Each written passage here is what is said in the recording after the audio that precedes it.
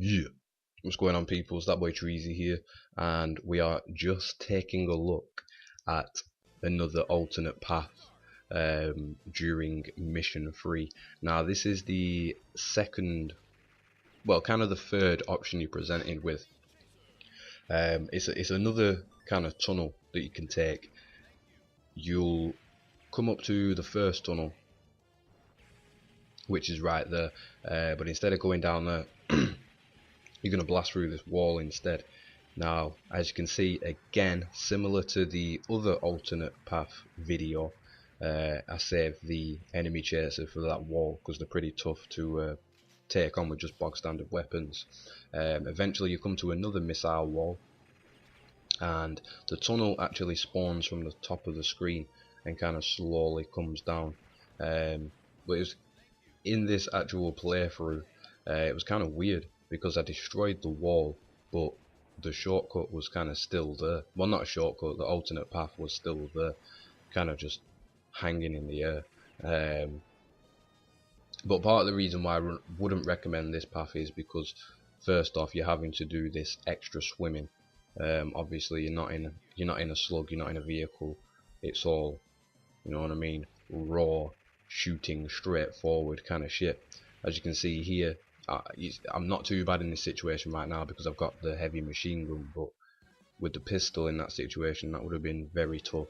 And obviously, as you try to get to the access point to this path, you know what I mean, you got the shit falling from the top of the screen as well. There's the tanks and whatnot. So you come down this route. This is known as the Ostrich route, because basically you get to ride an ostrich, and it's similar to the camel and the elephant, with the fact that you're the hitbox again, you're the hit marker. You can still be hit. The ostrich doesn't take any damage, and it's probably the worst kind of animal, you know what I mean, slash slug you can ride.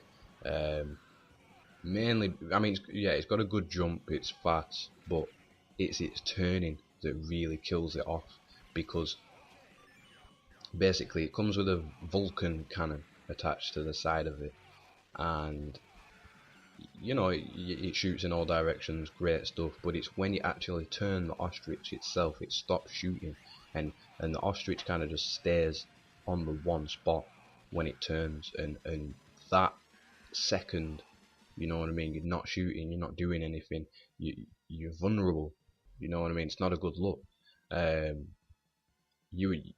You know, a game like this, you ain't got that second to spare. You need to be shooting all the time. So as you can see here, I don't even bother using it. Each time I jump over obviously you have to use it to jump over the gaps, but every time I jump, there's only 2 gaps you need to get across, 2, 3, whatever. But every time, you know, I jump over the necessary gaps, I just ditch the ostrich.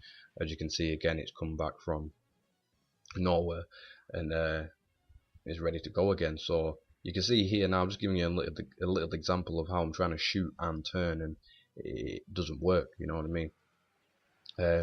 I almost actually made it through this part without dying, but you get caught in some sticky situations where again you'd get annihilated using the ostrich, where it's basically you need to crouch, but in some situations you need to move as well. So you can see there, if I was to crouch under that the tank's fire, I would have been hit by the rockets above. You know what I mean? Enemies kind of playing chess on me. But again, that's why I wouldn't recommend this route. Just taking a look at it just to show you what it contains, and once you finish this path, that leads you back to the boss. And that's it, guys. Thanks for watching. See you in the next video.